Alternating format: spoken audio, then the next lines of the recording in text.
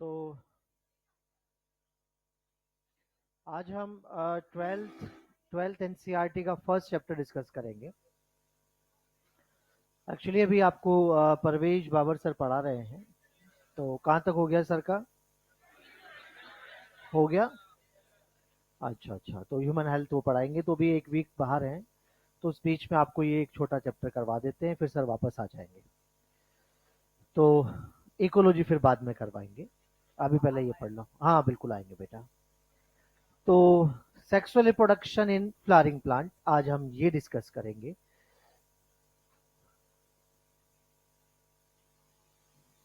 बहुत सिंपल है और 11 से काफी कुछ लिंक है।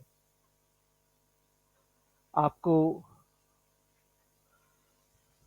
प्लांट डाइवर्सिटी आपने पढ़ी हुई है कभी तो बेटा? बिल्कुल ही नहीं पढ़ा। अच्छा अच्छा, कोई बात नहीं, चलो। तो मेरे साथ साथ समझते चलिए चीजों को। बहुत आसान, बहुत सिंपल। अगर ये फ्लावरिंग प्लांट है, हम sexual reproduction in flowering plant पढ़ रहे हैं। अगर फ्लावरिंग प्लांट है तो यहां पर बेटा फ्लावर होगा, और अगर यहां फ्लावर है तो आप सब बच्चे जानते हैं कि यहां पर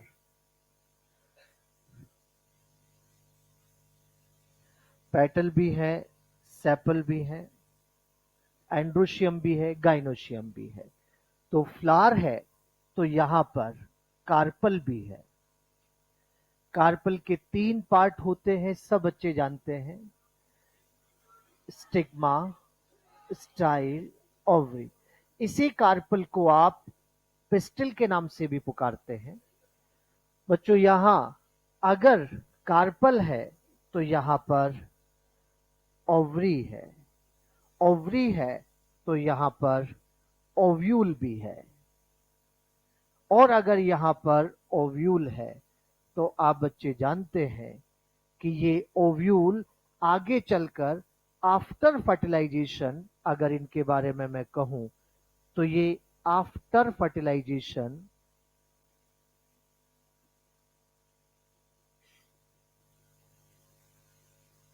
सीड में कन्वर्ट होंगे। ओवरी फ्रूट बनाएगी बेटा। यहां पर ये जितने भी ओव्यूल हैं सब सीड की फॉर्म में नजर आएंगे। ओवरी फ्रूट बना लेगी, और जो बाहर की ओवरी वॉल है वो यहां पर फ्रूट वॉल बना लेगी। इसका मतलब अगर एंजियोस्पर्म है, यहां फ्लावरिंग प्लांट है तो फ्लावर है, और फ्लावर है तो कार्पल है, कार्पल है तो ओवरी भी है, ओवरी है तो ओव्यूल भी है, ओव्यूल आगे चल के क्या बनाएगा, और ओवरी क्या बनाएगी, ओवरी वॉल क्या बनाएगी। इसका मतलब क्या फ्लावरिंग प्लांट में फ्रूट होगा? क्या यहां पर सीड होगा? सीड यहां पर नेकेड होगा कि कवर्ड होगा? कवर्ड होगा। ये कवर्ड सीडेड प्लांट है, क्योंकि देखो सीड के ऊपर यहां पर ओवरी ने आके क्या बनाया है। अरे सीड तो जिम्नोस्पर्म में भी होता है। आप लोग जानते हैं कि जिम्नो और एंजियोस्पर्म दोनों स्पर्मेटोफाइटा में आते हैं। सुना क्या ऐसा? अगर हम जिम्नो, अभी पीछे आ जाएंगे, नोट कीजिएगा, जिम्नो और एंजियोस्पर्म दोनों को आप बेटा स्पर्मेटोफाइटा में रखते हैं। सब बच्चे यहां पर ध्यान से सुन लीजिएगा। स्पर्म का मतलब होता है सीड, एटो का मतलब होता है बियरिंग, रखने वाला, फाइटा मतलब क्या होता है, प्लांट। तो जो सीड बियरिंग प्लांट होते हैं उनको आप स्पर्मेटोफाइटा कहते हैं। जिम्नो के पास भी सीड होता है, एनजीओ के पास भी सीड होता है, लेकिन यहां पर बेटा याद रखेंगे, इस सीड के ऊपर कवरिंग, इन सीड को आप कौन से सीड कहते हो? अरे जिम्नो का मतलब ही नेकेड है, जिम्नो मीन्स ही नेकेड होता है, और एनजीओ का मतलब कवर है, क्योंकि इसके ऊपर सीड के ऊपर क्या डेवलप हो गया है, तो ये यहाँ कवर्ड सीडेड प्लांट होंगे बेटा। इनके पास में कवर्ड सीड हो रहा है और यहाँ पर नेकेड सीडेड प्लांट यहाँ पर जिम्नोस्पर्म बन रहे हैं। मुझे एक बात बताओ, क्या जिम्नोस्पर्म के सीड के ऊपर सीड कोट नहीं होता? होता है। बिना सीड कोट के तो ट्रू सीड ही नहीं बनता। अरे सीड फॉर्मेशन की शुरुआत तो टेरिडोफाइटा में ही हो गई थी। आपने सिलेजिनेला, साल्विनिया का नाम सुना है। सीड फॉर्मेशन की शुरुआत तो वहीं से हो चुकी थी, लेकिन सीड बना पर वो ट्रू सीड नहीं बना, क्योंकि उनके पास में जो सीड वहां बन रहा था वहां पर सीड कोट नहीं था। सीड कोट क्यों नहीं था? क्योंकि उनकी जो मेगा स्पोरेंजिया थी उसके ऊपर इंटेग्यूमेंट नहीं था। इंटेग्यूमेंट जानते हो क्या? अरे जब मेगा स्पोरेंजिया पे इंटेग्यूमेंट आती है तभी तो ओव्यूल कहते हैं। याद है कि नहीं कुछ कुछ? कोई बात नहीं, कोई बात नहीं, सब आ जाएगा, सब आ जाएगा, सब सिखाएंगे आपको। लेकिन हाँ, कंसेप्चुअल स्ट्रांग होना है, रटने पे नहीं जाना है। अब तक हम रटते रटते आए हैं ना, इसीलिए हम ये नहीं जानते, क्योंकि जो रटा वो भूल गए। तो यहां पर कंसेप्चुअल स्ट्रांग हो जाए, पहले मैं आपको फिर क्लियर कर देता हूं कि टेरिडोफाइटा को हम प्रीकर्सर ऑफ सीड हैबिट के नाम से पुकारते हैं। Seed habit starts from pteridophytes, वहां से शुरू हुआ। लेकिन सीड जो पूरा डेवलप हुआ वो जिम्नोस्पर्म में हुआ। Seed habit establish in gymnosperm. Upon Hindi medium है क्या?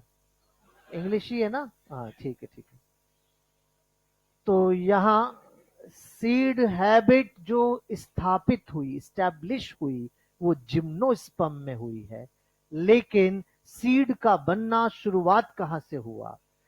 टेरिडोफाइटा में ट्रू सीड क्यों नहीं था? सीड कोट नहीं था, और सीड कोट नहीं था इसका मतलब ओव्यूल नहीं था।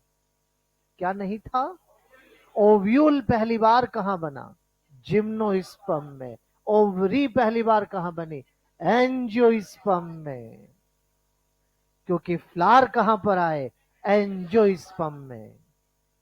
तो यहां सबसे पहले बच्चों आपको मुझे ये ओवरव्यू देना पड़ेगा, उसके बाद ही हम आगे बढ़ पाएंगे, क्योंकि आपको पीछे का बहुत कुछ थोड़ा सा अभी कमजोर मुझे लग रहा है। चलो, किंगडम प्लांटी के अंदर शुरुआत कहां से होती है? थैलोफाइटा। थैलो किंगडम प्लांटी की शुरुआत यहीं से करते हो आप, जिसके अंदर एल्गी थैलोफाइटा में ही आती है। फिर उसके बाद कौन आता है? फिर उसके बाद फिर उसके बाद फिर उसके बाद ये किंगडम प्लांटी रहा है बेटा। अब आराम से कुछ बातें यहीं सुन लीजिए पहले, फिर चलेंगे उस चैप्टर पे जिसको हम पढ़ रहे हैं। थैलोफाइटा की प्लांट बॉडी थैलस बनाती है। थैलस का मतलब ऐसी प्लांट बॉडी है जो लीफ, स्टेम, रूट में डिफरेंशिएट नहीं होती, उसे थैलस कहा जाता है। तो बेटा यहां थैलस यहां भी है, थैलस यहां भी है। पहली बार प्लांट बॉडी का डिफरेंशिएशन जो शुरू हुआ था वो ब्रायोफाइटा की मॉस में हुआ था, लेकिन यहां ट्रू डिफरेंशिएशन नहीं। पहली बार अगर प्लांट बॉडी का ट्रू डिफरेंशिएशन मतलब रूट, स्टेम, लीफ बनी तो कहां बनी? टेरिडोफाइटा। टेरिडोफाइटा से plant body root, stem, leaf में ट्रूली नजर आने लगी। लेकिन इसकी शुरुआत कहां से हो गई थी? ब्रायोफाइटा की मॉस से। लेकिन वो ट्रू नहीं था। ट्रू क्यों नहीं था? प्लांट डाइवर्सिटी पढ़ाते समय बताएंगे आपको। यहां थैलोफाइटा की प्लांट बॉडी हैप्लॉइड होती है, एन। ब्रायोफाइटा की प्लांट बॉडी हैप्लॉइड होती है। हैप्लॉइड का मीनिंग तो जानते हो ना सब? टेरिडोफाइटा डिप्लॉइड होते हैं। जिम्नोस्पर्म, एंजियोस्पर्म 2n होते हैं। बच्चों ये कंसेप्ट, छोटी छोटी बातें ये पहले याद होना चाहिए आपको, ताकि इमेज बने कि क्या से क्या हो रहा है। ये किंगडम प्लांटी का एवोल्यूशन है। इसमें थैलोफाइटा से लेकर एंजियोस्पर्म तक आप जा रहे हैं। तो सबसे पहले जो प्लांट बॉडी आई थी वो हैप्लॉइड थी कि डिप्लॉइड? फिर उसके बाद फिर उसके बाद फिर उसके बाद याद रखना, एक भी एक भी हैप्लॉइड ऐसा नहीं है जिसके पास वेस्कुलर सिस्टम हो। अगर वेस्कुलर सिस्टम आया है तो डिप्लॉइड के पास ही आया है। तो बताओ पहला वेस्कुलर सिस्टम कहां आया? ये आज ये याद ही रख लेना, अगर किसी के पास वेस्कुलर सिस्टम मतलब जाइलम और फ्लोएम दिखे, समझ जाना वो डिप्लॉइड है। क्योंकि प्लांट किंगडम में एक भी हैप्लॉइड ऐसा नहीं है जिसके पास में वेस्कुलर सिस्टम हो। नहीं है बेटा, तो वेस्कुलर सिस्टम आपको वहीं से नजर आएगा। ठीक बात।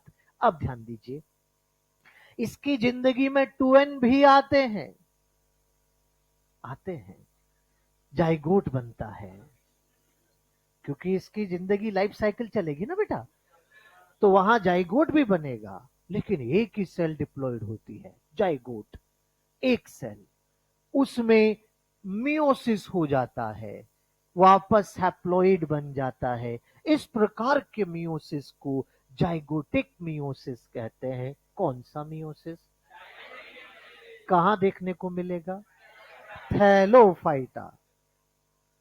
मैं आगे चल के बार बार पूछूंगा, दोबारा पूछूंगा, एक एक बच्चे का आंसर मिलना चाहिए फिर मुझे यहां पर।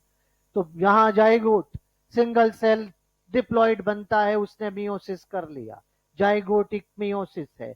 इसका मतलब लाइफ में 2n तो आया, लेकिन एक ही सेल आया। 2n का लाइफ में एग्जिस्टेंस नहीं माना जाएगा। अगर ऐसा है तो थैलोफाइटा की लाइफ साइकिल को आप हैप्लॉन्टिक लाइफ साइकिल कहते हो। कौन सी लाइफ साइकिल? सही है। ब्रायोफाइटा क्या एन है कि 2n है? इनकी जिंदगी में भी 2n आ रहे हैं।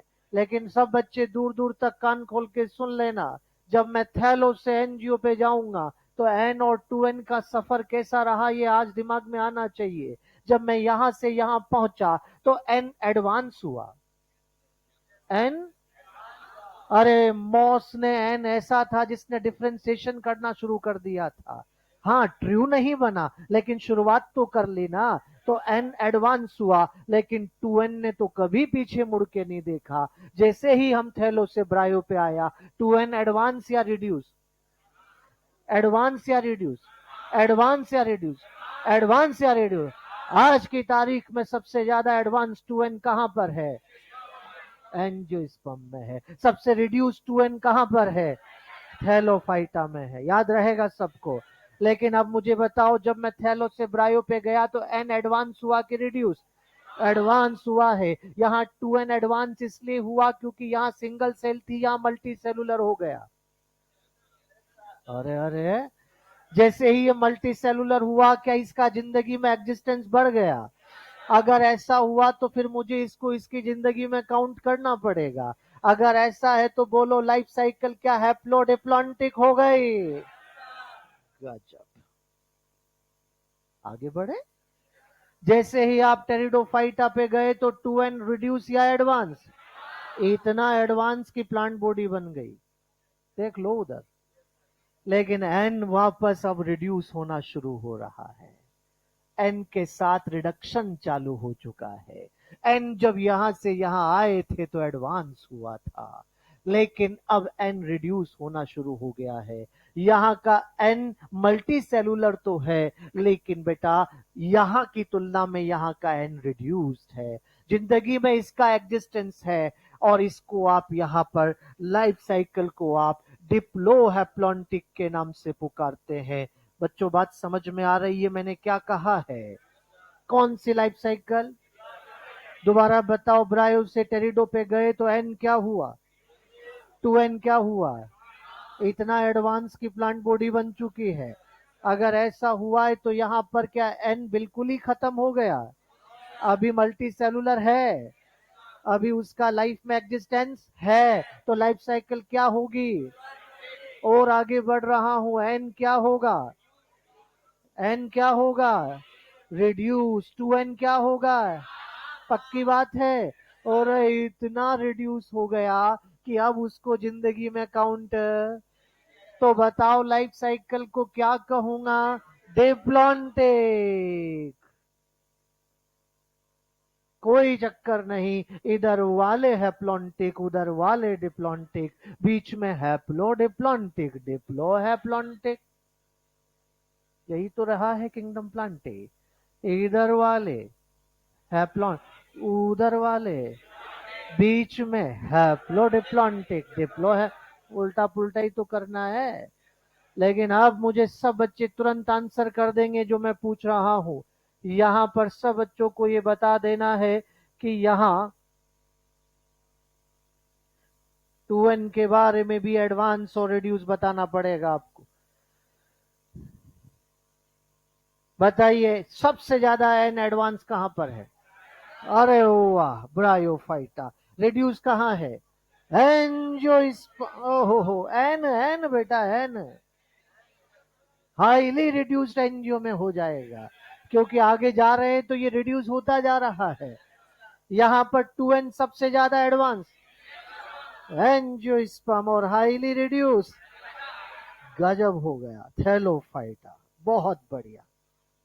तो यहां पर ये चारों बातें सब बच्चों को क्लियर है, ये थीम समझ में आ रही है। ऐसा एक भी हैप्लॉइड नहीं है जिसके पास में वेस्कुलर सिस्टम हो। वेस्कुलर सिस्टम सबसे पहले टेरिडोफाइटा में आया है, क्योंकि डिप्लॉइड प्लांट बॉडी सबसे पहले टेरिडोफाइटा में आई है, वहीं से शुरुआत हुई है बेटा वेस्कुलर सिस्टम की। यहां अब एक और टर्म क्या सब बच्चे जानते हैं? क्रिप्टोगेमिया, फेनेरोगेमिया। ओहो हो, चलिए कोई बात नहीं, आप ये वहीं पढ़िएगा अभी फिलहाल। ये बातें तो समझ में आ रही बेटा? अच्छा ठीक है। सीड फॉर्मेशन की शुरुआत कहां से हो गई थी? क्या ट्रू सीड बन गया था? क्यों नहीं बना? सीड कोट नहीं, सीड कोट क्यों नहीं था? इंटेग्यूमेंट नहीं थी। इंटेग्यूमेंट तो जानते हो ना, ओव्यूल के ऊपर की कवरिंग, इंटेग्यूमेंट। पहली बार इंटेग्यूमेंट कहां आए? पहली बार सीड कोट कहां आया? पहली बार ट्रू सीड कहां आया? पहली बार फ्रूट कहां आया? एंजियोस्पर्म। फ्रूट, फ्रूट का मतलब खाने वाली चीज ही नहीं है। सीड की कवरिंग फ्रूट होता है। मटर की फली में छिलका फ्रूट है, क्योंकि हम वहां सीड खाते हैं। मटर की फली का छिलका फ्रूट है बेटा, हम वहां सीड खाते हैं। समझ पा रहे हैं आप? तो फ्रूट का मतलब सीड के ऊपर कवर है, एक्स्ट्रा कवर, सीड कोट के अलावा। सीड कोट तो सीड के लिए है ही सही, उसके ऊपर जो कवर आएगा उसको फ्रूट कहा जाता है। तो फ्रूट का बनना सिर्फ और सिर्फ एंजियोस्पर्म में है, सिर्फ और सिर्फ एंजियोस्पर्म में है। ट्रू फ्लावर का होना सिर्फ और सिर्फ एंजियोस्पर्म में है। फ्लावर फॉर्मेशन की शुरुआत कहां से हो गई? जिम्नोस्पर्म से। लेकिन ट्रू फ्लावर कहां है? एंजियोस्पर्म। फ्रूट कहां आया? एंजियोस्पर्म। और फ्रूट का मीनिंग क्या है, समझ पा रहे हैं? तो यही मैं आपसे यहां पर कह रहा हूं। मैंने शुरुआत आज इसी से की है कि अगर फ्लावरिंग प्लांट है तो फ्लावर है, फ्लावर है तो कार्पल है तो, ओवरी है तो, ओव्यूल है तो, ओवरी है तो, समझ पा रहे हैं क्या? और जो ओवरी की वॉल है वो क्या बनाती है? अरे बच्चों, ये यहां से ऐसे के ऐसे ही टूट के अलग हो जाएगा, और ये यहां से ऐसे ऐसे टूट के अलग होके फ्रूट बना लेगा। अंदर जो ओव्यूल बनाए ना मैंने, वो सब क्या है? सीड है। तो यहाँ पर आपको ये बात क्लियर हो जानी चाहिए कि यहाँ ये फ्लावरिंग प्लांट है बेटा, और यहाँ पर फ्रूट मिलता है। यहाँ सीड में भी ट्रू सीड मिलते हैं। और यहाँ मैंने आपसे कहा कि सीड तो जिम्नो के पास भी है, सीड तो एनजीओ के पास भी है, लेकिन इसको नेकेड सीड कहा, इसको हमने कवर्ड सीड कहा है। अब इसका मतलब क्या हुआ? जिम्नो के पास में, जिम्नो के पास में हमने कहा कि नेकेड सीड है, वहां कवर्ड है। यार जिम्नो में नेकेड क्यों रह गए, फ्रूट क्यों नहीं बन पाया? ये क्यों का जवाब भी आज थोड़ा ले लेते हैं। आखिर ऐसा क्या रहा होगा कि यहां ऐसा नहीं हो पाया? थोड़ा सा एनिमेटेड व्यू में चलते हैं और यहां हम आपकी इमेजिनेशन चाहिए, मैं एनिमेशन नहीं दिखा रहा हूं यहां पर, आपको मैं इमेज करवाऊंगा, आपको सोचना है। चलिए,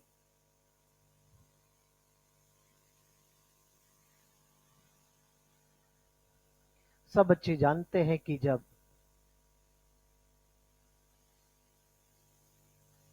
ये हमारे पास एंजियोस्पर्म है और एंजियोस्पर्म में आपको ये भी पता है ये ओव्यूल बनाया बेटा, ठीक है? ओव्यूल, यहां ओवरी, थैलेमस जो भी नीचे, ये अब आ जाओ, यहां से इस वाली लाइन को पकड़ो, ये वाली लाइन पकड़ के इसको ऐसे कर दो, इस ओव्यूल को खुला कर दो। मैं आपको समझाने के लिए ऐसे बना देता हूं, ये लीजिए, वो लाइन मैंने सीधी कर दी है पकड़ के, इधर समझ पा रहे हैं आप? थोड़ा सा इमेज, ये वाली लाइन है ना, ये देखो मैं इस पे दूसरा कलर कर देता हूं, उस वाली लाइन पे मैं दूसरा कलर कर देता हूं। यहां से ये वाली लाइन पकड़ के उठानी है आपको और ओव्यूल को खुला कर देना है। ये रहा ओव्यूल, ये रहा ये ओव्यूल, ये इस तरह से हम बना देते हैं। ये रहा ओव्यूल, ये लीजिए बेटा। जब मैं जिम्नोस्पर्म में होता हूं, जब मैं जिम्नोस्पर्म में होता हूं तो ये वाली जो ये लीफ लाइक जो दिख रहा है, पता है इसे मेगास्पोरोफिल कहते हैं। फिल किसके लिए आता है? जहां फीमेल फीमेल पार्ट जिस पे डेवलप होंगे, क्या उसको मेगास्पोरोफिल कहेंगे? और मेल वाली को माइक्रोस्पोरोफिल। तो ये रही मेगास्पोरोफिल, इसके ऊपर ये क्या आ रहा है? ओव्यूल। अब यहां पर बच्चों ध्यान दीजिएगा, ये वाली मैंने अलग कलर से बना दी, लाइन पकड़ो, पकड़ ली, उठाओ, ढक दो, ढक देते तो ये बन जाता है। कुछ इमेज बन रही क्या? जब जिम्नो होता है तो ओव्यूल खुला होता है, तो यहां फ्रूट। जब एंजियो आता है तो ओव्यूल ढक जाता है, तो वहां पर फ्रूट आ जाता है। क्योंकि जो ढकने के बाद ओवरी बनती है वही तो फ्रूट बनाती है। ये वाला पार्ट, ये देखो आप, ये ओव्यूल तो किस में कन्वर्ट हो जाएगा? ये क्या कन्वर्ट होगा? और ये बाहर वाली वॉल क्या बनाएगी? Fruit wall. वेरी गुड, अब तो बन गई होगी इमेज। बहुत बेसिक से चल रहे हैं हम, आराम से समझते चलिएगा। यहां पर बेटा इस प्रकार से बस यही चेंज रहा है। जब आप यहां, अब देखो इसके पास क्या इंटेग्यूमेंट है, देखो ना ये क्या है, इंटेग्यूमेंट है। और इंटेग्यूमेंट है तो क्या इसके पास में सीड कोट है? क्या ओवरी है? ओवरी नहीं तो फ्रूट। इसके पास क्या इंटेग्यूमेंट है? क्या सीड कोट है? क्या ओवरी है तो फ्रूट है? ओवरी वॉल है तो फ्रूट वॉल है। बस यही चेंज रहा है। जब आप जिम्नो से एनजीओ पे पहुंचे तो जिम्नो का ओव्यूल नेकेड था और एनजीओ का ओव्यूल कवर्ड था बेटा। और इसी वजह से ये नेकेड सीडेड प्लांट रहे हैं और ये कवर्ड सीडेड प्लांट रहे हैं। मुझे बताइए किसका सीड ज्यादा प्रोटेक्टेड है? तो हमारे वर्ल्ड वाइड डिस्ट्रीब्यूशन में देखूं तो कौन ज्यादा डिस्ट्रीब्यूटेड है? तभी तो जिम्नो का डिस्ट्रीब्यूशन तो नैरो है। हिमालय रीजन में हमारे इंडिया की बात करूं तो यहाँ अंडमान निकोबार नैरोली डिस्ट्रीब्यूटेड होते हैं, कौन? जिम्नो। लेकिन एंजियोस्पर्म वाइडली डिस्ट्रीब्यूटेड होते हैं क्योंकि उनका सीड ज्यादा प्रोटेक्टेड है और ज्यादा प्रोटेक्टेड सीड ज्यादा डिस्ट्रीब्यूटेड कंडीशन में जाएगा। एग्री? अब आगे बढ़ जाऊं बेटा, इसके बाद यहां ये वाली बातें भी आपको क्लियर हो गई होगी। इन्हें नोट करेंगे क्या आप? तो तुरंत करो बेटा, जल्दी जल्दी फिर।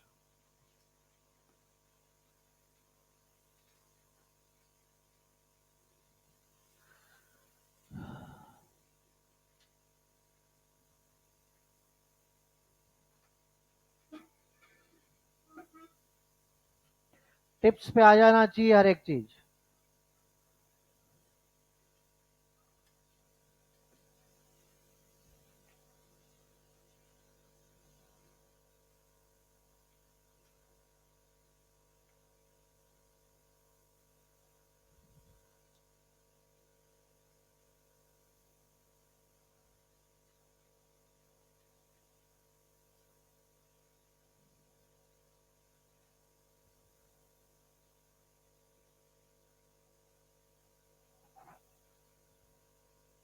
पीछे वाले बच्चे बहुत बतियाते हैं,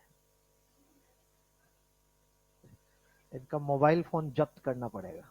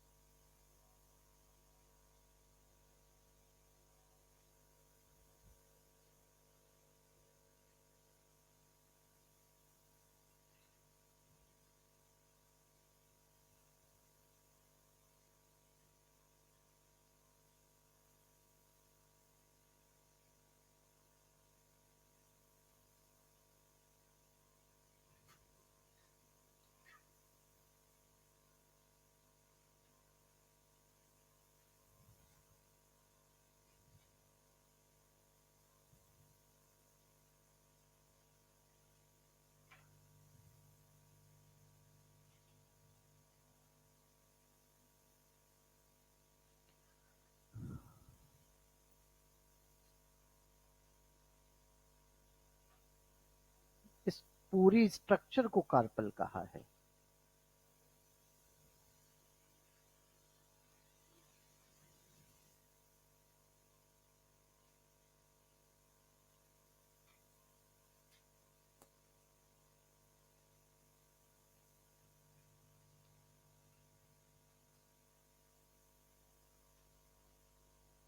अगले पत्ते पे चले।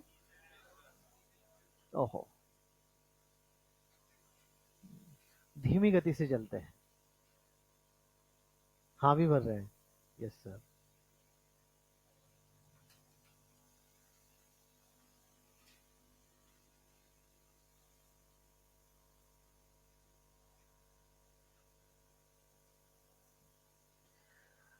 अगली स्लाइड आ रही है भाई।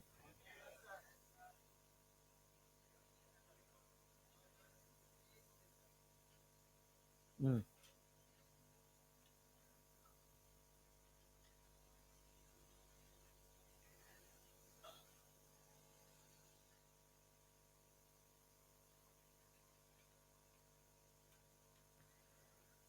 जिम्नो और एंजियोस्पर्मेटोफाइटा में आते हैं। स्पर्म मतलब सीड है बेटा।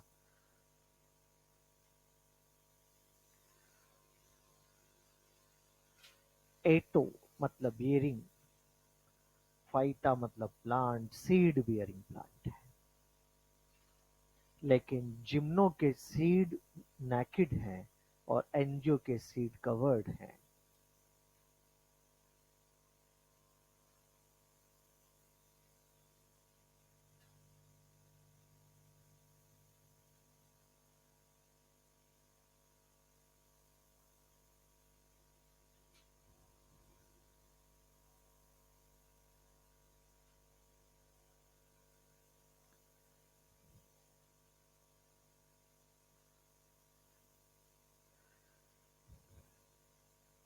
यहां जो कार्पल बनती है उसी को मेगास्पोरोफिल कहते हैं।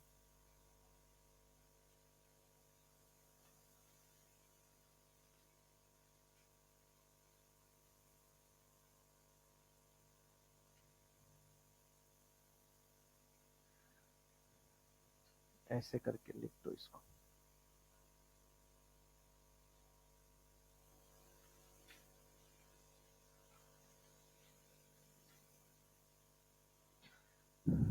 स्टिग्मा, स्टाइल, ओवरी, ये तीनों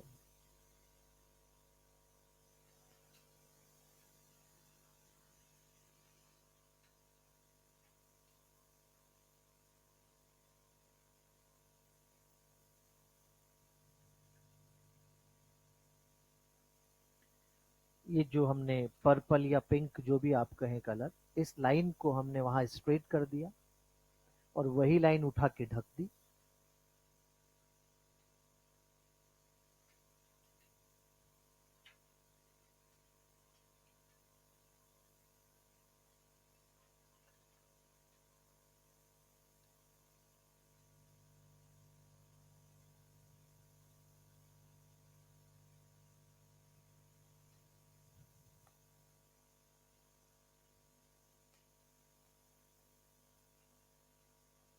अगले पत्ते पे आ रहे हैं हम।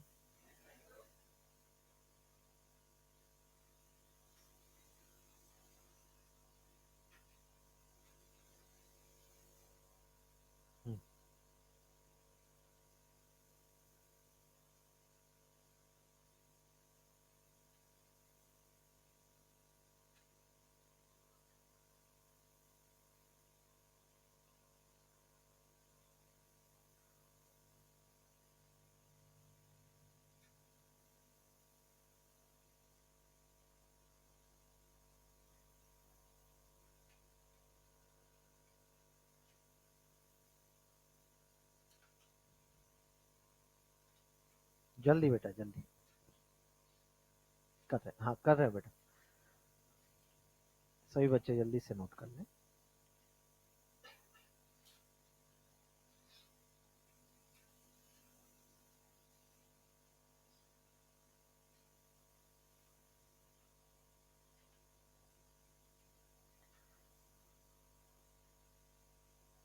बनाओ बेटा जल्दी बनाओ।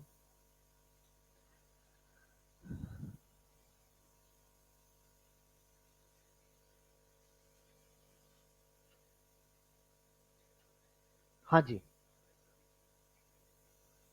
ठीक है।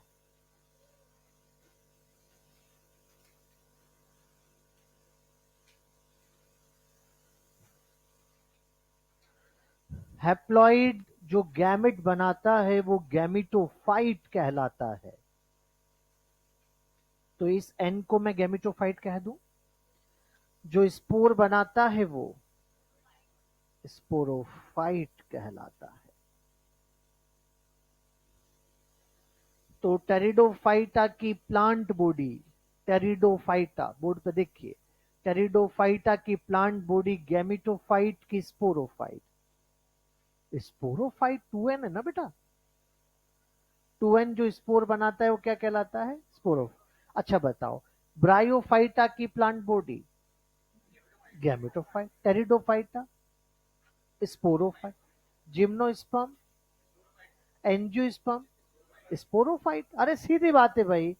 ऐसा है प्लॉइड जो गैमेट बनाता है वो गैमेटोफाइट कहलाता। तो प्लांट बॉडी पे गैमेट बन रहे हैं तो गैमेटोफाइट है प्लांट बॉडी यार।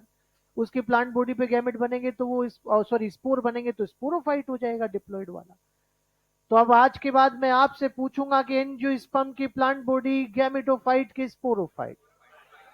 समझ पा रहे हो आप?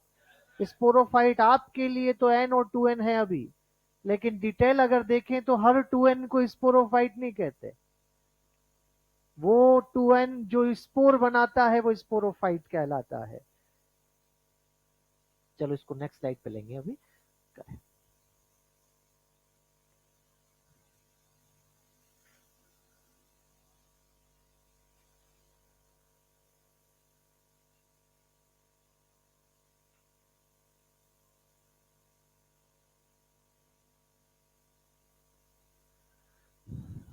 अभी आज ही याद रख लेना सब बच्चे कि n पहले एडवांस हुआ फिर रिड्यूस हुआ।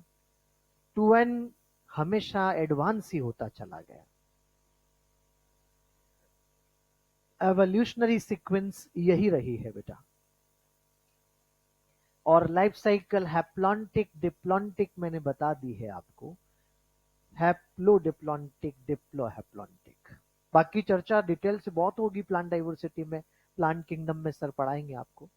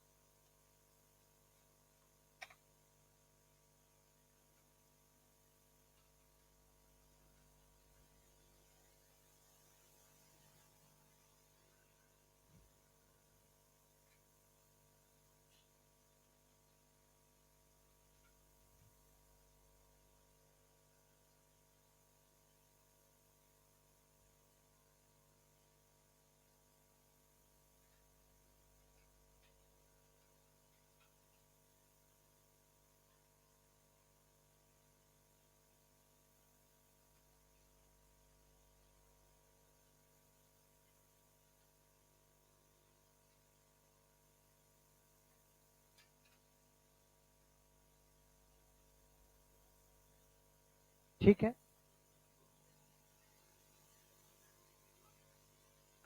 हाँ हाँ हाँ हाँ, आराम से बेटा, आराम से।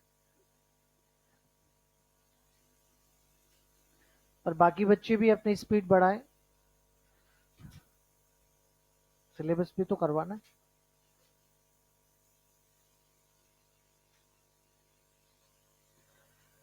जिम्नो और एनजीओ में एडवांस गैमिटोफाइट मतलब एन किसका है? जिम्नो का। एनजीओ में तो और रिड्यूस हुआ है। सही है बेटा।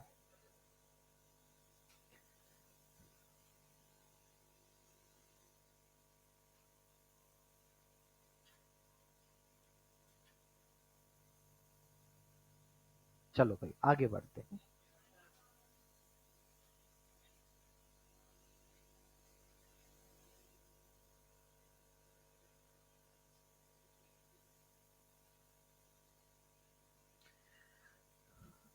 नेक्स्ट,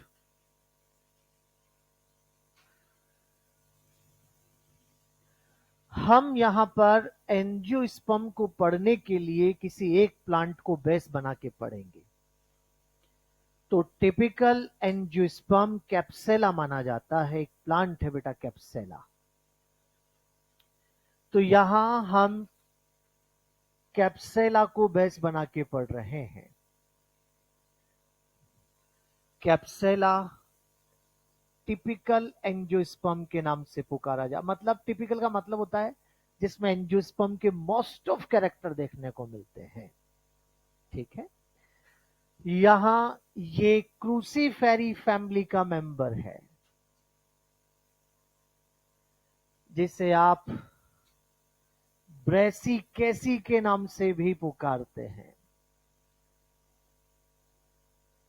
ठीक है, कैप्सेला को, कैप्सेला का कॉमन नेम शेफर्ड पर्स होता है। शेफर्ड चरवाहों को कहते हैं। आप चरवाहे जो होते हैं ना, वो भेड़ वगैरह चराने वाले, क्योंकि इसके फ्लावर का शेप, इनके पास में सिलिकुला टाइप का फ्लावर मिलता है, ओ सॉरी फ्रूट मिलता है, सिलिकुला फ्रूट इसके पास है। वैसे तो क्रूसीफेरी में सिलिकुआ होता है, इसके पास सिलिकुला है। और उस फ्रूट का शेप इस प्रकार का होता है।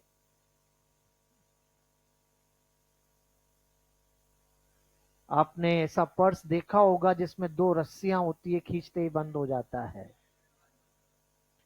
तो जो चरवाहे होते हैं वो अपना जो भी वो पान मसाला खाते हैं वो सब उसमें रखते हैं।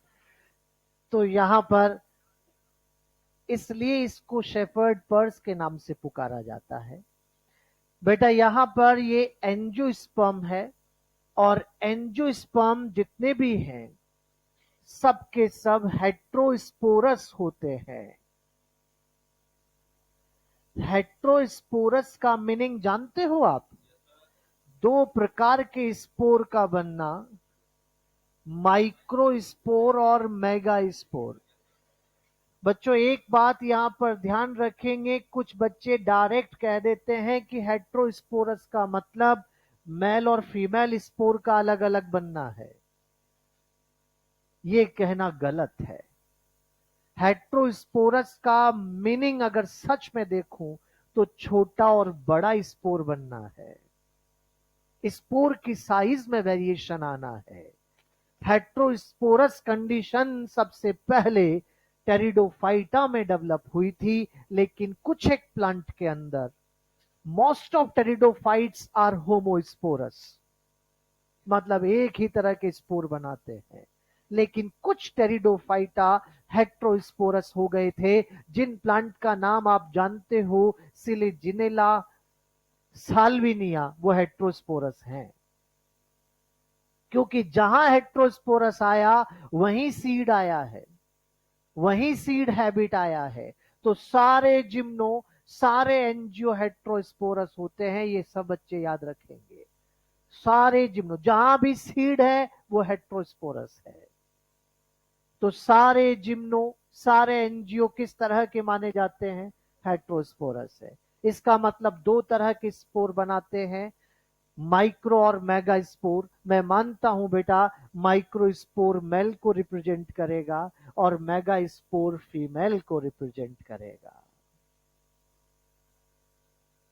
लेकिन मैं फिर याद दिला दूं, केवल मेल और फीमेल को अलग अलग कहने से हेट्रोस्पोरस नहीं होता, छोटे और बड़े स्पोर का बनना जरूरी है।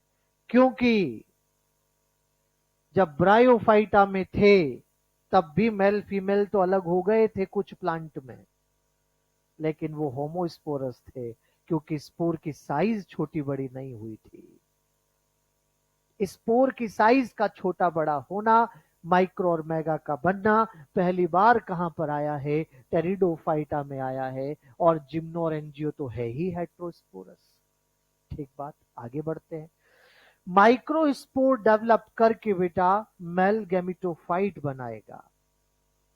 ये बात मैं इसलिए आप बच्चों को बता रहा हूं क्योंकि आपको जब एंजियोस्पर्म की बात करेंगे तो आपको पहले स्पोर बनाना है, बाद में गैमेट बनाना है। ये नहीं समझेंगे मेरी बात को? पहले स्पोर बनेगा, वो डेवलप होके क्या बनाएगा? उसमें मेल गैमेट बनेगा, मेल गैमेटोफाइट, मेल गैमेट को बनाने वाली स्ट्रक्चर। जब मेगा स्पोर डेवलप होगा तो वो फीमेल गैमेटोफाइट बनाएगा। मेरे बच्चों ये बात मैं इसलिए आपको कह रहा हूं क्योंकि आपको ये क्लियर होना चाहिए कि यहां की लाइफ साइकिल की सीक्वेंस अगर बतानी पड़ जाए तो उस सीक्वेंस में पहले स्पोर बनाना है। प्लांट से पहले क्या बनाओगे? फिर उसके बाद में क्या बनाओगे? फिर क्या बनाओगे? गैमेट्स। गैमेट के बाद फर्टिलाइजेशन, जाइगोट, एम्ब्रियो, फिर सीड। ये सीक्वेंस आ रही है समझ में? तो ऐसा मत कर देना कि यहां पहले गैमेट बनाओ और फिर स्पोर बनाओ। पहले स्पोर, फिर गैमेट, फिर फर्टिलाइजेशन, फिर जाइगोट, फिर एम्ब्रियो, फिर सीड। क्योंकि आपने प्लांट को सीधा सीधा पहले क्या कह दिया?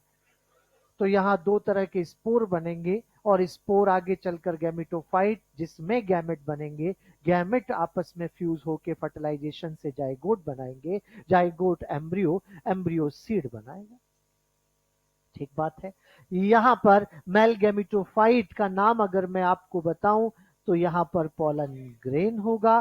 फीमेल गैमेटोफाइट का नाम अगर मैं आपको बताऊं तो वो एम्ब्रियो सैक होगा। कोई दिक्कत? सब बच्चों को बात क्लियर है बेटा यहां तक? तो ये हेट्रोस्पोरस होते हैं, यहां पर मेल फीमेल स्पोर बनते हैं। यहां पर बेटा आप ये याद रखेंगे कि माइक्रो और मेगा स्पोर बनेंगे जो आगे डेवलप होकर गैमेटोफाइट बनाएंगे और गैमेटोफाइट के अंदर गैमेट बनेंगे। ये एक सीक्वेंस आपको पता होनी चाहिए यहां पर। ठीक है? अरे क्लियर कट बात है यार, सीधी बात कह देना।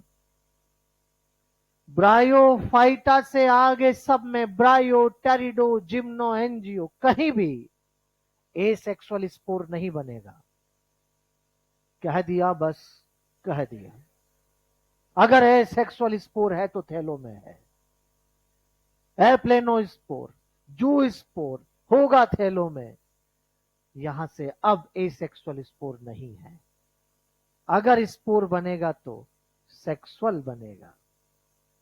सेक्सुअल ब्रायो से, ब्रायो, टेरिडो, जिम्नो, एंजी, यहां सेक्सुअल स्पोर बनते हैं बेटा।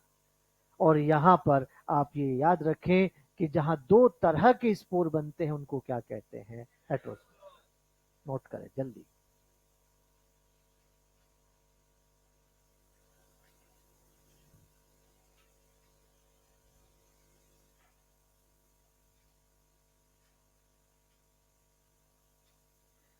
गैमेटोफाइट मतलब कि गैमेट बनाने वाली स्ट्रक्चर।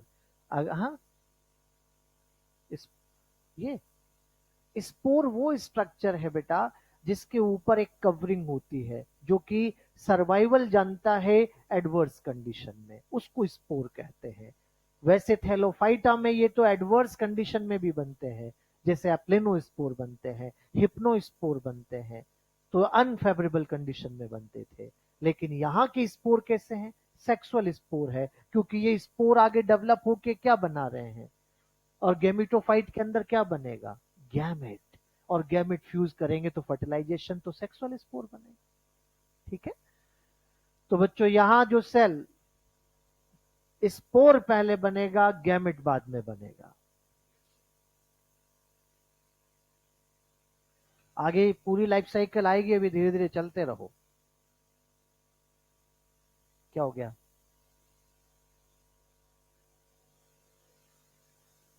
पूछिए बेटा, जो डाउट हो तुरंत पूछ लो, मन में मत रखो बेटा।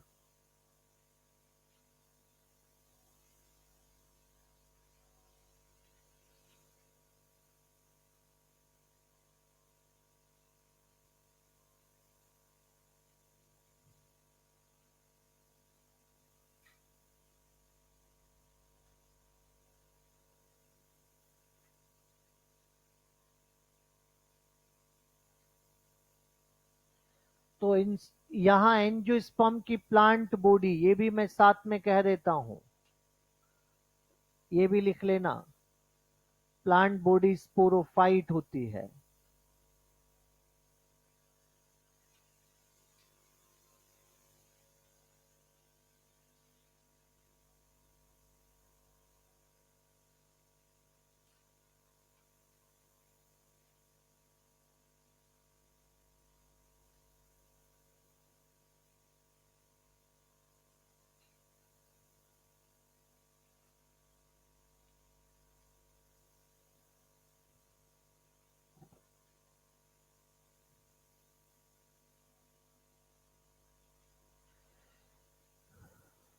नेक्स्ट स्लाइड पे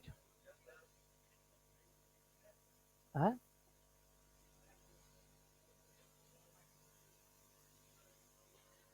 हैप्लॉइड जो गैमेट बनाता है वो गैमेटोफाइट कहलाता है।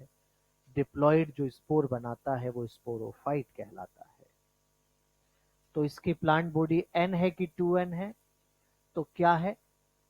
स्पोरोफाइट क्या बनाएगा? स्पोर, दोनों, माइक्रोमेगा स्पोर।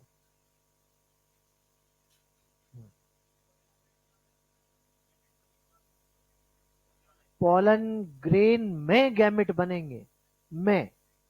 तो जो गैमेट बनाएगा वो क्या कहलाएगा? Gametophyte. Pollen grain, pollen grain में गैमेट बनते हैं बेटा। पॉलन ग्रेन गैमेट नहीं है। कौन सा बेटा? वो तो मैंने इसका फ्रूट बनाया है।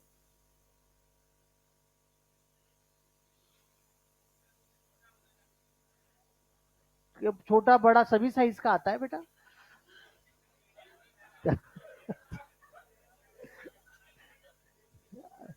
है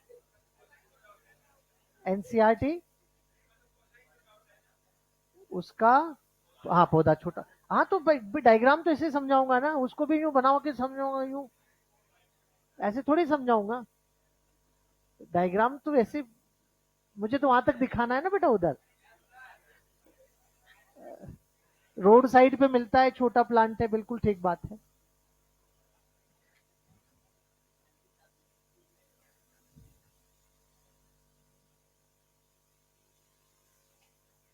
हो गया।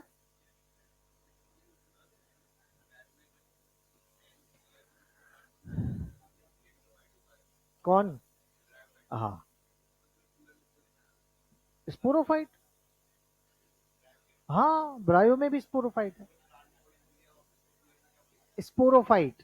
फुटसीटा कैप्सूल नहीं बनता क्या ब्रायो में? वो अभी मैं इसलिए ज्यादा पीछे नहीं जा रहा, वरना आप फिर बच्चे, कुछ बच्चों का बिल्कुल पढ़ा नहीं हुआ तो कंफ्यूज हो जाएंगे। एक साइंटिस्ट है बेटा।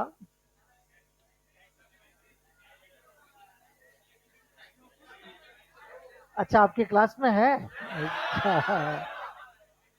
अच्छा,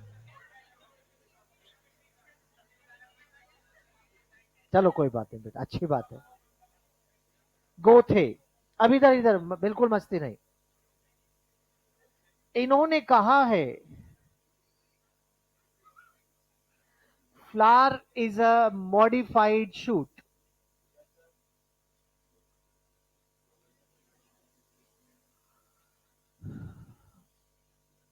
फ्लावर एक तरह का मॉडिफाइड शूट है, ऐसा गोथे ने कहा है। आप बच्चे मुझे पहले इतना बता दो कि शूट और स्टेम में क्या डिफरेंस है? हैं? बहुत बढ़िया, मैं समझ गया बेटा आप क्या कहना चाह रहे हैं। इधर ठंड रखो, इधर देखो। ये रहा स्टेम,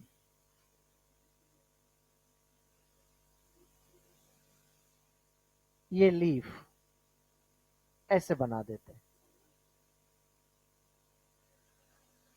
सब बच्चे इधर देखिएगा, एक बार में क्लियर हो जाना चाहिए। ये है स्टेम और ये है लीव्स। स्टेम और लीव्स दोनों को मिलाकर शूट कहते हैं। आ रही बात समझ में बेटा? यहां ये नॉड होते हैं। ये आपने पढ़े हुए हैं, इतना डिटेल में मुझे नहीं जाना चाहिए। और दो नॉड के बीच का डिस्टेंस इंटरनॉड कहलाता है। और ये लीफ, तो इन दोनों को मिला के क्या कहते हो? ठीक बेटा। गोथे ने कहा कि फ्लावर के अंदर इंटरनॉड ऐसे ऐसे कॉलेप्स हो जाते हैं, मतलब ऐसे एक दूसरे के पास पास आ जाते हैं। इतने पास आ जाते हैं कि वो हमें दिख नहीं पाते हमारी आंखों से। जैसे यहां पर ये मैं फ्लावर का डायग्राम बना रहा हूं।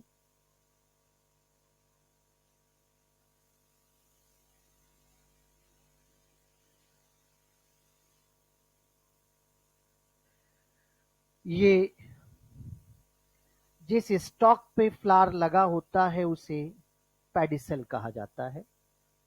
पेडिसल का अपर स्वेलन पार्ट थैलेमस कहलाता है। बेटा यहां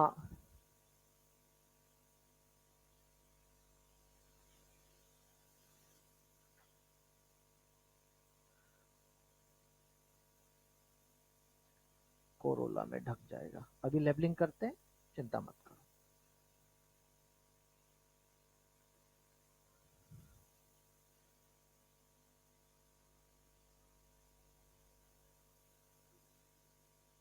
ये देखिए,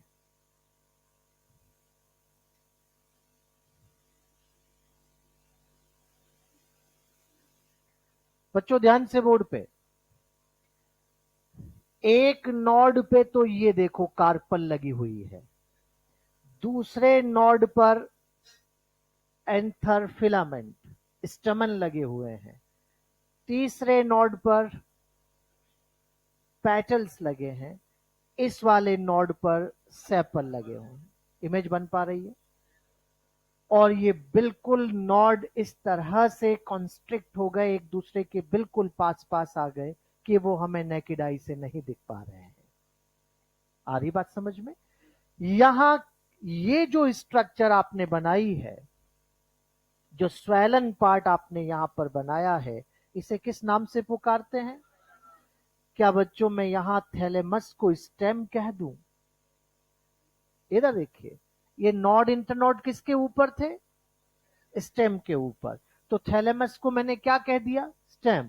और इसके ऊपर ये जो स्ट्रक्चर कार्पल यहां पर लगी हुई है, ये कार्पल क्या यहां पर मेगा स्पोरोफिल कहलाती है? फिल का मतलब लीफ, कहा था ना मैंने आपसे।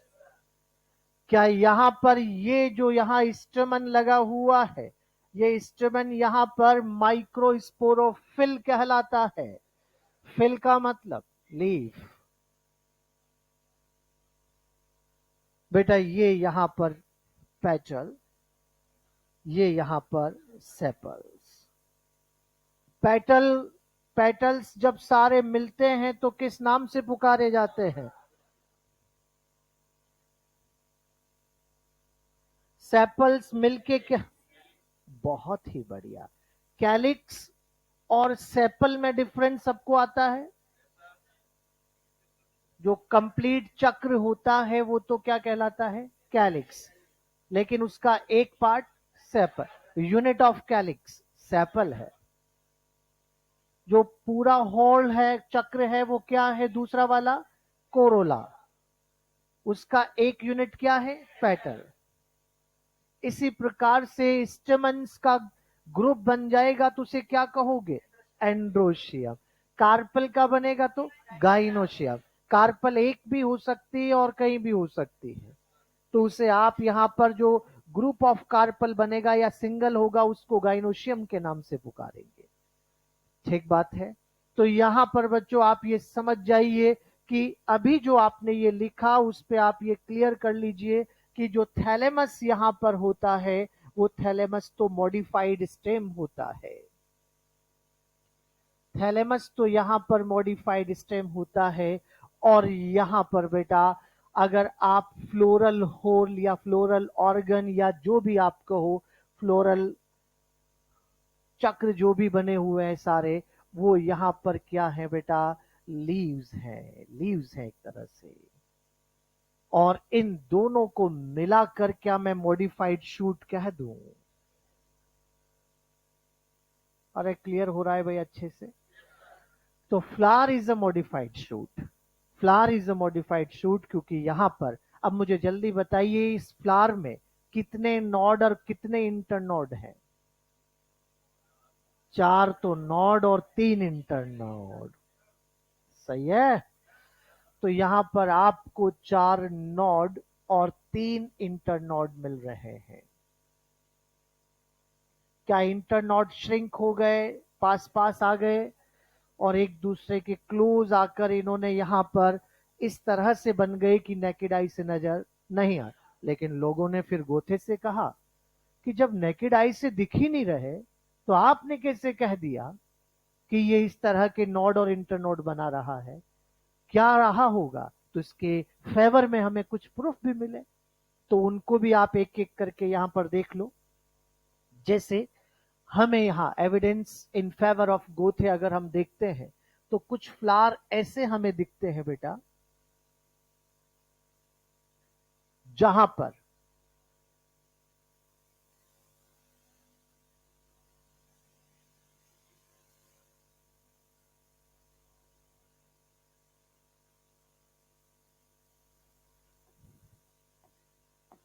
इंटरनोड दिखता है कोरोला और कैलिक्स के बीच में। अगर इस तरह से दोनों के बीच में यहां पर गैप नजर आ रहा है तो इस तरह के गैप को आप एंथोफोर के नाम से पुकारते हो। समझ पा रहे हैं आप?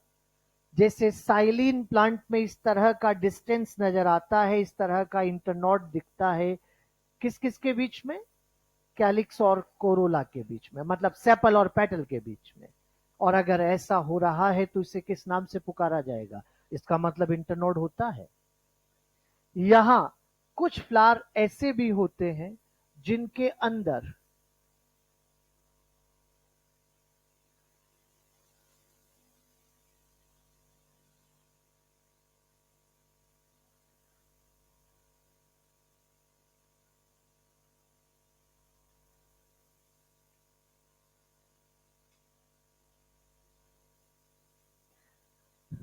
पेटल और स्टमन के बीच में गैप नजर आने लग जाता है, और इसे आप यहां एंड्रोफोर के नाम से पुकारते हो। कुछ फ्लावर ऐसे हैं,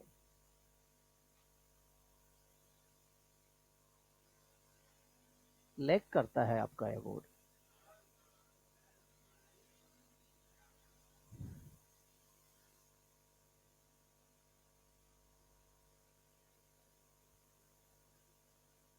घातक हैं बच्चे, छोरे भारी हो गए यहां।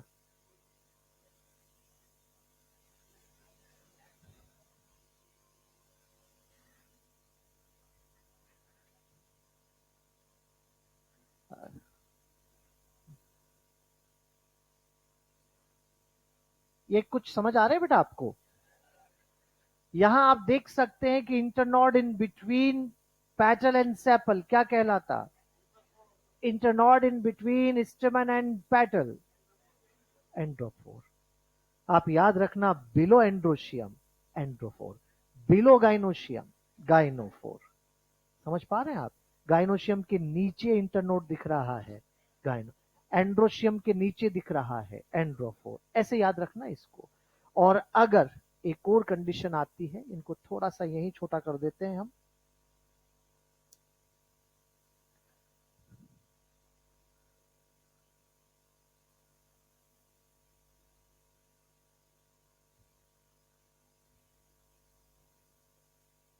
यहां पर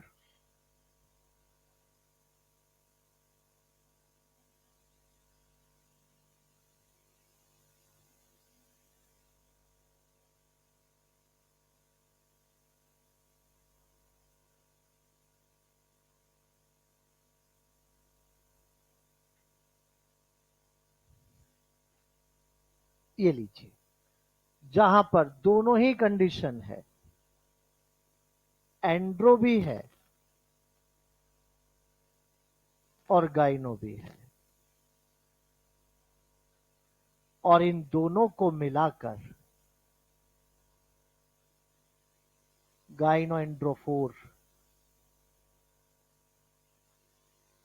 या फिर एंड्रोगाइनोफोर के नाम से पुकारते हैं।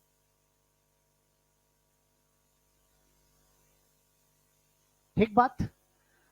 तो ये प्रूफ है, ये एविडेंसेस हैं जो मिले हैं किसके फेवर में? गोथे के फेवर में, जिसमें कहा गया कि इस तरह के इंटरनोड होते हैं। वो वहां जो नॉर्मल मोस्ट ऑफ फ्लावर होते हैं उनके अंदर तो वो इंटरनोड इतने क्लोज आ गए हैं कि वो हमें दिख ही नहीं पा रहे थे। लेकिन यहां पर हमने प्रूफ दिया और आपसे कहा कि इस तरह के इंटरनोड होते हैं, जैसे कि आपको साइलिन प्लांट में ये मिला, जैसे कि पैसीफ्लोरा के अंदर ये मिला, जैसे कि बेटा यहां पर ये नाम याद ना करो तो चलेगा, कोई बात नहीं, कैपेरिस के अंदर ये मिला, और क्लियोम गाइनेंड्रा के अंदर ये मिला।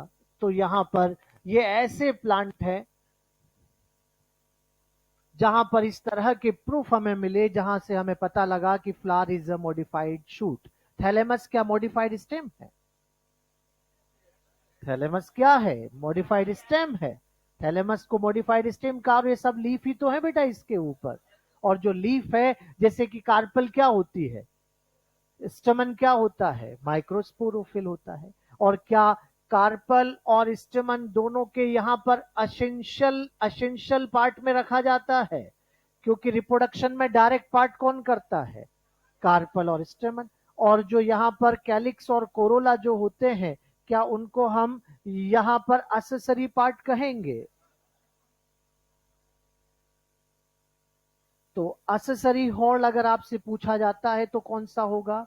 कैलिक्स और कोरोला, क्योंकि वो सहायक है, असेसरी है, डायरेक्ट पार्ट रिप्रोडक्शन में नहीं करते। डायरेक्ट पार्ट कौन करता है? स्टेमन और कार्पल। तो उनको क्या कहोगे आप? असेंशियल कहेंगे। तो आपको ये सब बात क्लियर हो रही है बेटा? एंथोफोर, एंड्रोफोर, गाइनोफोर और गैनेंड्रोफोर, दोनों सारी कंडीशन क्लियर हो रही है आपको यहाँ। ये मैंने सिर्फ वो कंडीशन दी है जो फेवर में है किसके, गोथे के। और इन कंडीशंस में आपको ये क्लियर हो रहा है कि इंटरनोड होता है, थैलेमस इलोंगेटेड हो जाता है और इंटरनोड भी आपको देखने को मिलता है। लेकिन नॉर्मल फ्लावर के अंदर सारे इंटरनोड इतने क्लोज आ गए, इतने पास आ गए कि वो हमें दिख नहीं पाते हैं। तो flower is a modified shoot, इसके फेवर में सारी बातें हमने बता दी है तुरंत।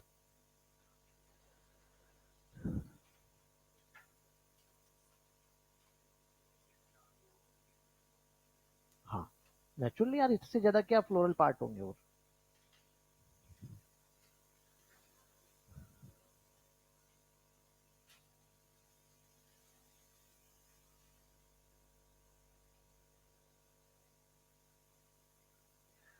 आज का लेक्चर एक तरह से इंट्रोडक्टरी लेक्चर ही रहा है आप लोगों के लिए।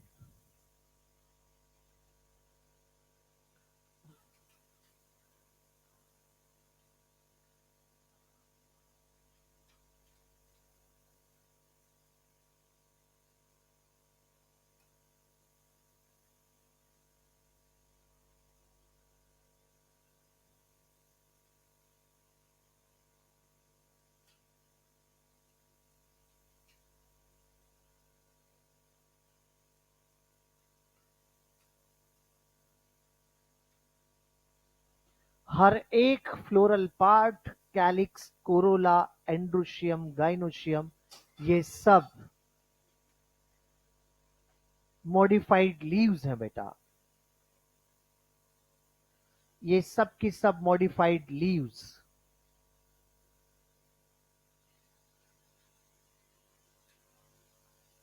और इसका हमने प्रूफ भी दिया कि कार्पेल को आपने मेगास्पोरोफिल कहा है, स्टेमन को आपने माइक्रोस्पोरोफिल कहा है, क्योंकि वो पहले लीफ ही रही है, मॉडिफाइड हुई है।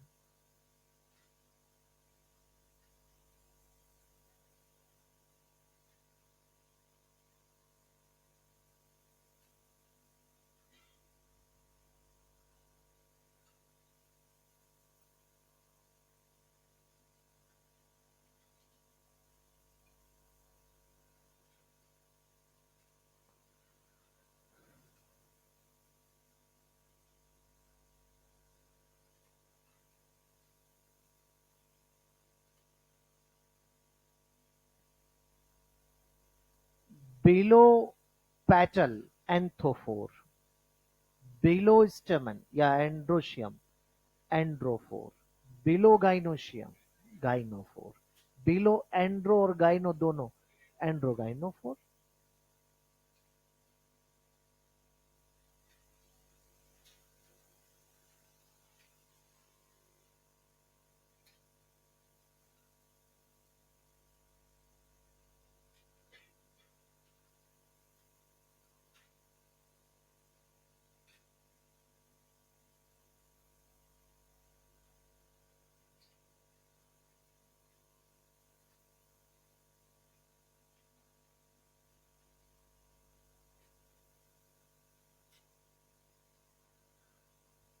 मैं फ्लावर में दो पेटल बनाता हूं, ये दो नहीं होते, ये पूरा चक्र होता है।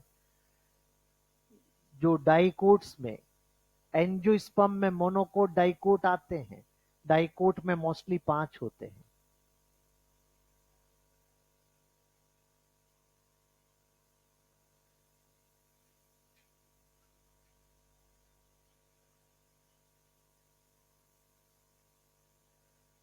जिसे आप पेंटामेरस फ्लावर कहते हो, शायद आपने पढ़ा ही होगा। नहीं पढ़ा?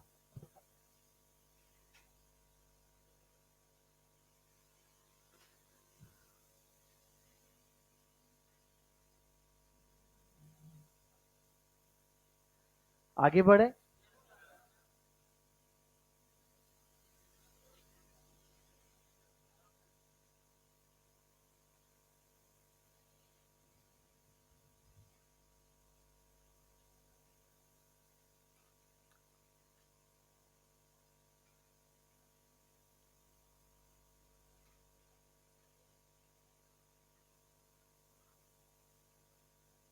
क्या है?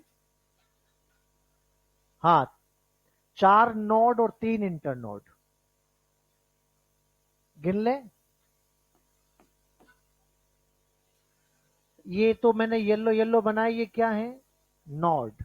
और इनके बीच में 1 2 3।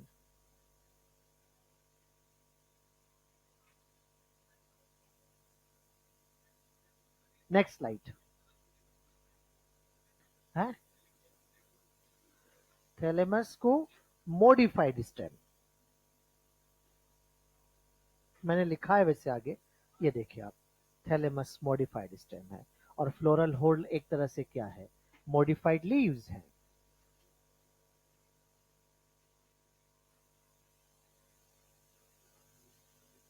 ये चक्र जितने, हाँ। फ्लोरल होल्ड का मतलब क्या है? कैलिक्स, कोरोला, एंड्रोशियम, गाइनोशियम, ये है।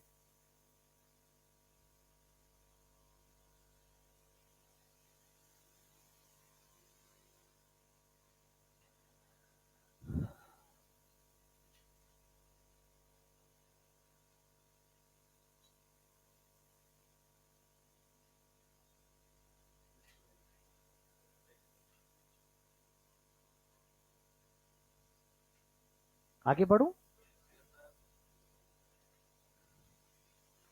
जल्दी कर ले बेटा।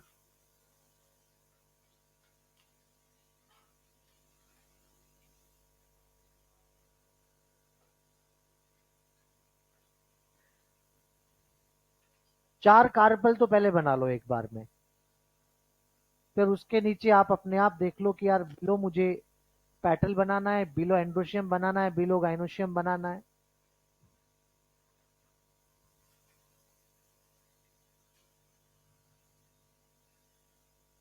नीचे जगह रखो। हाँ।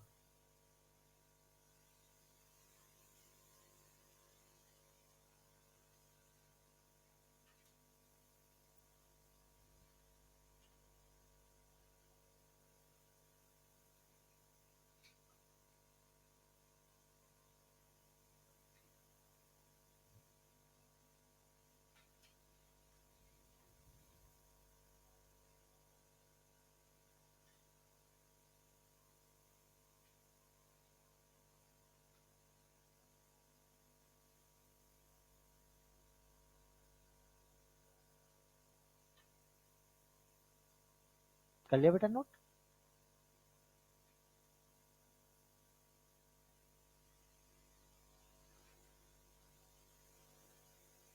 अरे अरे,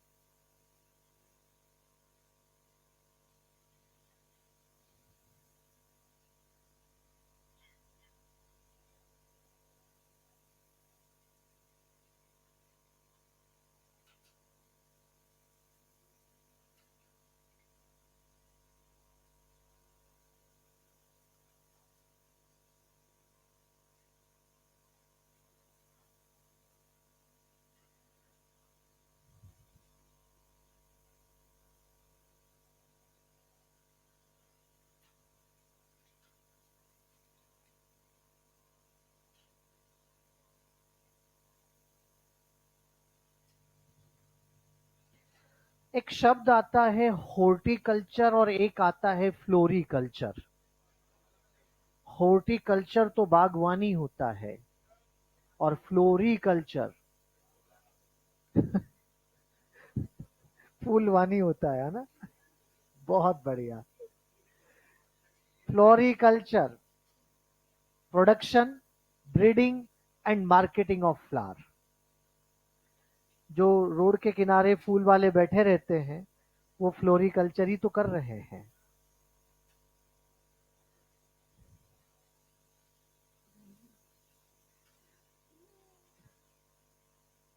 एनसीईआरटी पूछ रही है आपसे फ्लोरिकल्चर। तो production, breeding, marketing of flower. Panchanan Maheshwari, father of Indian plant embryology माने जाते हैं। पी माहेश्वरी।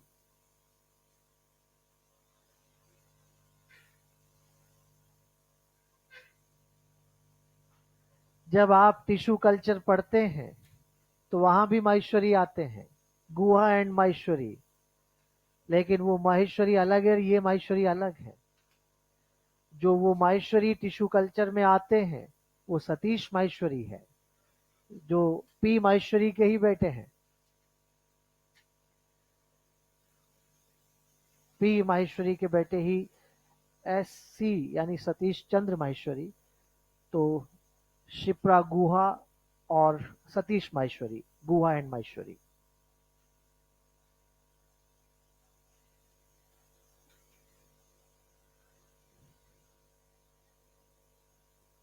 हो।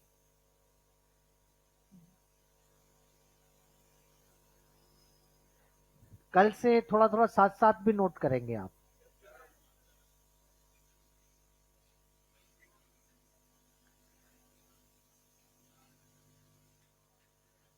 है?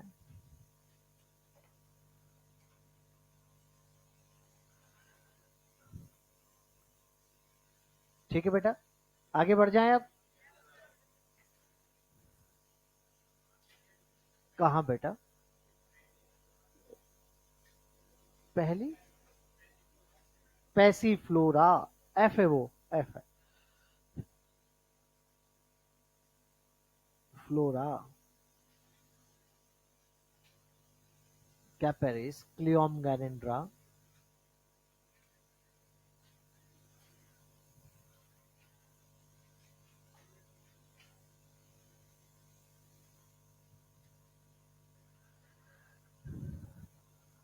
दो छोटी टर्म और आती है, वो भी जान लो।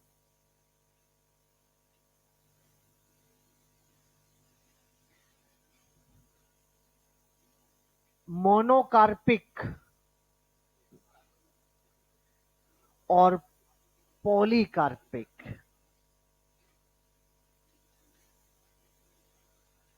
बेटा जहां भी कार्प आ जाता है उसका मतलब फ्रूट लेना है। जहां भी कार्प आ जाए उसका meaning fruit. Pericarp, mesocarp, endocarp, epicarp होते हैं, ऐसा कवरिंग है फ्रूट की। ठीक है। पार्थेनोकार्प फॉल्स फ्रूट है। कार्प है तो फ्रूट है, लेकिन डायरेक्ट ओवरी को फ्रूट में कन्वर्ट करवा देना, फॉल्स फ्रूट नहीं कहते उसको। विदाउट फर्टिलाइजेशन फ्रूट फॉर्मेशन है, फ्रूट फॉर्मेशन है। फॉल्स फ्रूट तो उसको कहते हैं जिसमें ओवरी के अलावा दूसरे पार्ट भी पार्ट कर रहे हैं, जैसे एप्पल में थैलेमस। सही है बेटा, बहुत बढ़िया, मैं समझ गया। तो बिल्कुल आता है आपको, बस बोलते नहीं है आप। मोनोकार्प, मोनोकार्प का मतलब जो लाइफ में जो एक ही बार सिंगल टाइम फ्लावरिंग या फ्रूटिंग करते हैं उसको बेटा हम यहां पर क्या कहते हैं? मोनोकार्पिक प्लांट कहते हैं। जैसे यहां पर एनुअल और बाइएनियल प्लांट्स यहां पर आते हैं। एनुअल प्लांट, बाइएनियल प्लांट्स यहां पर आते हैं बेटा। जो एक सीजन में अपनी लाइफ साइकिल कंप्लीट कर लेते हैं वो एनुअल है, और जो दो सीजन में करते हैं वो बाइएनियल है। लेकिन इन प्लांट्स के अंदर, एनुअल और बाइएनियल के अंदर, आप तीन फेज आराम से देख सकते हो। थ्री फेजेस: वेजिटेटिव, रिप्रोडक्टिव और सेनेसेंट, बुढ़ापा। जैसे आप वीट, राइस, शोरगम, इनको देखिए आप। वीट में ग्रोथ हो रही है, शुरुआत में प्लांट ग्रो कर रहा है, कौन सी फेज चल रही है? अब उसके ऊपर फ्लावरिंग आ रही है, तो अब फसल पक रही है, तो आराम से देख रहे हैं। तो बेटा यहां पर एनुअल बायएनियल प्लांट के अंदर, बायएनियल उनको कहते हैं जो एक सीजन में तो सिर्फ वेजिटेटिव ग्रोथ करते हैं और दूसरे सीजन में वो रिप्रोडक्टिव ग्रोथ करते हैं और सेनेसेंट में चले जाते हैं। तो यहां पर बेटा आप ये समझ जाइए कि एनुअल और बायएनियल मोनोकार्पिक है, जहां लाइफ में एक ही बार क्या हो रही है, फ्लावरिंग या फ्रूटिंग, क्योंकि फ्लावर होंगे तभी तो फ्रूट होगा। लेकिन ऐसे प्लांट जो पेरेनियल होते हैं, जिनको आप पॉलीकार्पिक के नाम से पुकारते हैं।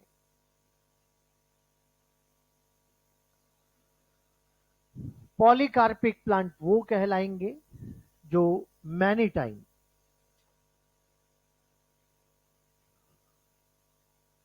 फ्लावरिंग या फ्रूटिंग कर रहे हैं, उनको आप पॉलीकार्पिक के नाम से पुकारते हैं। और सीधी जवाब है पेरेनियल प्लांट यहां पर आते हैं।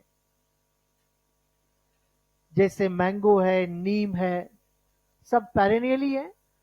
अगर ऐसा है तो यहां पर क्या, मुझे एक बात बताओ, क्या जो पेरेनियल प्लांट होंगे उनमें ये तीन फेज प्रॉपर डिफरेंशिएट करके देख पाओगे? नहीं, नहीं। जब फ्लावर आ रहे हैं, जब फ्रूट आ रहे हैं मैंगो में, उसी टाइम पर नई ब्रांच भी डेवलप हो रही होती है। तो समझ ही नहीं पाते कि वेजिटेटिव ग्रोथ चल रही है कि रिप्रोडक्टिव चल रही है। ये बात क्लियर हो गई बेटा? तो यहां पर बेटा ये तीनों phases not clearly seen in perennial plant. यहां पर ये तीनों फेजेस क्लियरली सीन होती है, आराम से आप देख सकते हैं। किनके अंदर? एनुअल बायएनियल के अंदर। लेकिन यहां पर तीनों फेजेस, थ्री फेजेस जो मैंने ऊपर लिखी हैं, वेजिटेटिव, रिप्रोडक्टिव और सेनेसेंट, ये तीनों फेजेस यहां पर अच्छे से नहीं देख पाते हैं।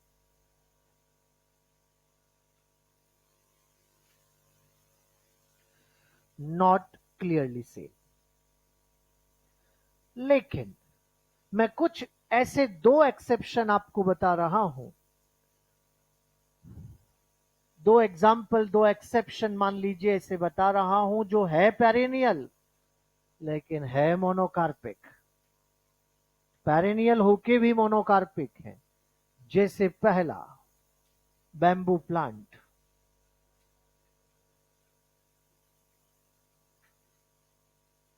बैम्बूसा इसका नेम है, साइंटिफिक नेम बैम्बूसा टुल्डा। ये ग्रैमिनी फैमिली में आता है, ग्रास फैमिली में। और आप तो जानते हैं कि घास और बांस एक ही फैमिली में है। तो बेटा यहां, क्योंकि बैम्बू प्लांट बहुत बड़ा है और कहूं ग्रास फैमिली तो थोड़ा आपको लगता है कैसे कैसे, लेकिन याद रखना बेटा ये ग्रेमिनी फैमिली का ही मामला है। और ये लाइफ में एक ही बार सिंगल टाइम फ्लावरिंग होती है। 50 साल के बाद, आफ्टर 50 इयर्स फ्लावरिंग करता है ये। 60 साल की उम्र में कर ले, 70 की में कर ले, 80 में कर ले, 90, एक ही बार जीवन में, और फ्लावरिंग के बाद में खत्म। लेकिन जिस साल बांस पे फूल आते हैं उस साल अकाल पड़ता है।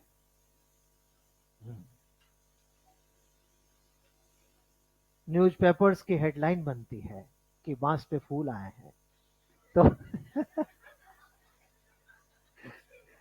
क्योंकि जो कंडीशन ड्रॉट को, फेमाइन को फेवर करती है, वो इसकी फ्लावरिंग को फेवर करती है। समझ रहे हैं आप?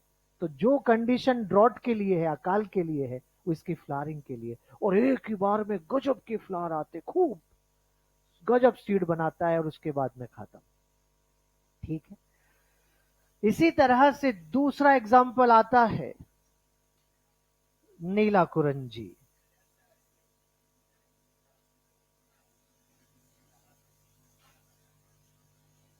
यहां नील कुरंजी भी इसको कहते हैं, स्ट्रोबिलेंथस कुंथियाना।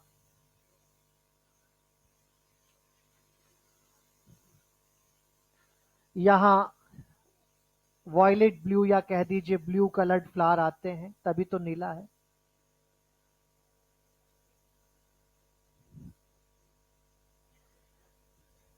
ये केरला, कर्नाटका हिली एरिया में मिलता है, तमिलनाडु हिली एरिया में मिलता है।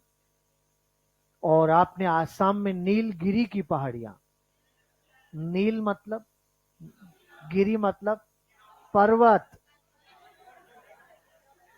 गिरी मतलब गिरा। तो बेटा पहाड़ होता है गिरी। जब इस पे फूल आते हैं तो सारा पहाड़ नीला दिखता है। और ये भी जीवन में एक ही बार फ्लावरिंग करता है। यहां भी सिंगल टाइम फ्लावरिंग हो रही है, और 12 साल में एक बार, 12 साल में एक बार। 2006 में इस पे फूल आए थे, 2018 में इस पे फूल आए थे, और अब 2030 में इस पे फूल आएंगे।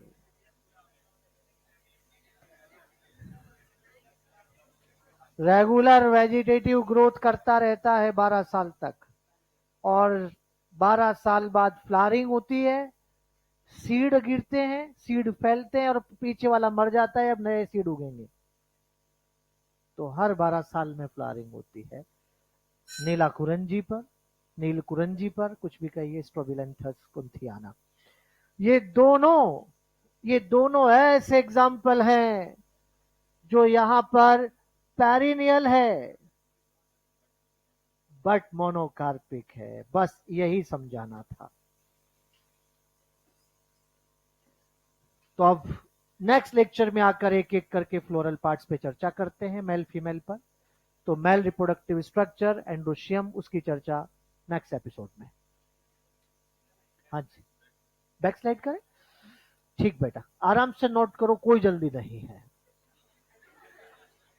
कोई जल्दी। हाँ, अलग अलग कलर से लिखो बेटा, नाना प्रकार के कलर यूज करो आप।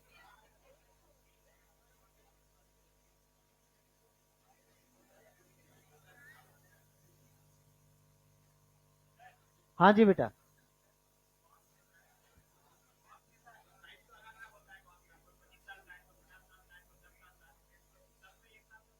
50 साल से कम कहाँ बांस है, 50 साल से ज्यादा ये बांस नहीं होगा। जिस बांस में फ्लावर आगे वो मर गया, खत्म, खेल खत्म। हम्म। हाँ, एक साथ हो जाता है वो तो 12 साल में फिक्स हो गया ना उसका, तो यार उसका फिक्स कहाँ हुआ ऊपर वाले का, इसका तो 12 साल में फिक्स हो गया। तो 12 साल में वो एक साथ फ्लावरिंग होगी, एक ही जगह पाए, एक ही रीजन में, पहाड़ पे। हाँ, थैंक यू बेटा।